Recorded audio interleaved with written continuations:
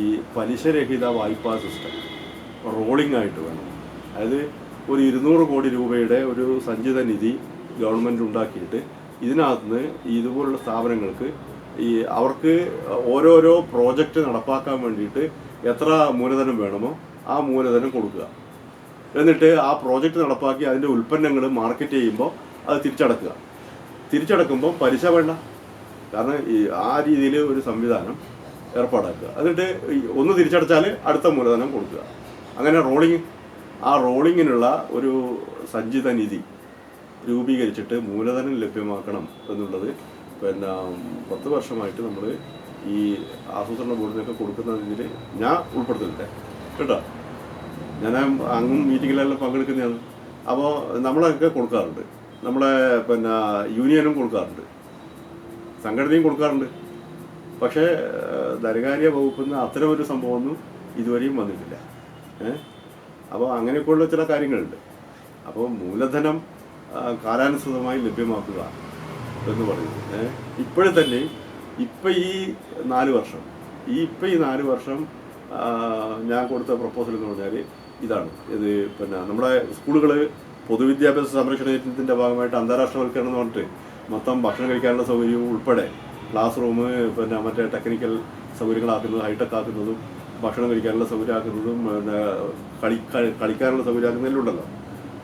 അതുപോലെ ഈ anganwadi, primary health centre, നീതി സ്റ്റോറ്, ഇതൊക്കെ ബന്ധിപ്പിച്ചുകൊണ്ട് ഇതൊക്കെ ഒരു കോമ്പൗണ്ടിൽ വരുത്തിച്ചുകൊണ്ട് അതുപോലെ ഈ മൊബൈൽ ഫോൺ ഉപയോഗം, ഇൻ്റർനെറ്റ് ഉപയോഗം ഇതൊക്കെ സാധ്യമാക്കിക്കൊണ്ട് കാർഡ് പഞ്ച് ചെയ്തിട്ട് അകത്ത് കിടക്കുകയും പുറത്തു പോകുമ്പോഴും കാർഡ് പഞ്ച് ചെയ്തിട്ട് പുറത്തു പോകുന്ന തൊഴിലാളികൾ എന്ന നിലക്ക് ഫാക്ടറി സമ്പ്രദായം, ഈ നിലവിലുള്ള ഈ മാറാല പിടിച്ച ഫാക്ടറിയൊക്കെ ഒഴിവാക്കിയിട്ട് അതൊക്കെ നവീകരിച്ചിട്ട് ഒരു ആധുനിക വ്യവസായ കേന്ദ്രമായിട്ട് ഇതിനെ മാറ്റി തീർക്കാൻ വേണ്ടിയിട്ടുള്ള മൂലധനം സ്വരൂപിക്കാൻ വേണ്ടി ഇങ്ങനെ ചെയ്യണമെന്ന് പറഞ്ഞിട്ടാണ് നമ്മൾ ഇപ്പോൾ കഴിഞ്ഞ 4 വർഷമായിട്ട് പ്രപ്പോസൽ കൊടുത്തുകൊണ്ടിരിക്കുന്നത് കേട്ടോ.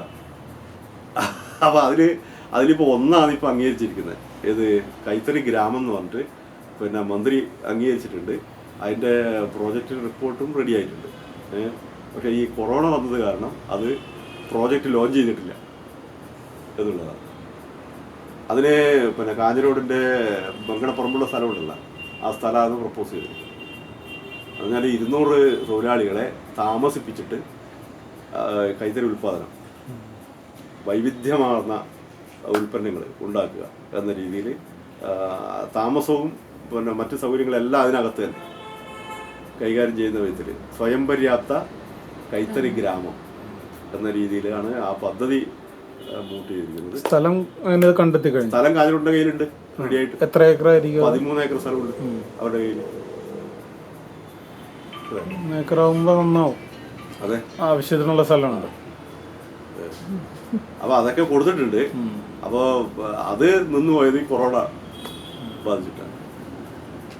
അതായത് ഈ കൊറോണക്ക് ലോക്ക്ഡൗണിന് തൊട്ട് മുമ്പുള്ള ആഴ്ചയാണ് മന്ത്രി ഉൾപ്പെടെ ആ സ്ഥലമൊക്കെ പോയി നോക്കി ഈ പദ്ധതിയുടെ ഒരു ഫൈനലൈസേഷൻ നടത്തിയത്. പക്ഷേ തൊട്ട് അടുത്ത് ലോക്ക്ഡൗൺ വന്നപ്പോൾ പിന്നെ ക്രമങ്ങളാകെ മാറിയല്ലോ, അങ്ങനെ അത് പോയതാണ്. ശരി, പോരെ? ഓക്കെ. ഒരു ചരിത്രവും ഇന്നത്തെ കൈത്തറി ഗ്രാമം വരെ എത്തി. ചരിത്രവും വർത്തമാനവും എല്ലാമായി ഭാവി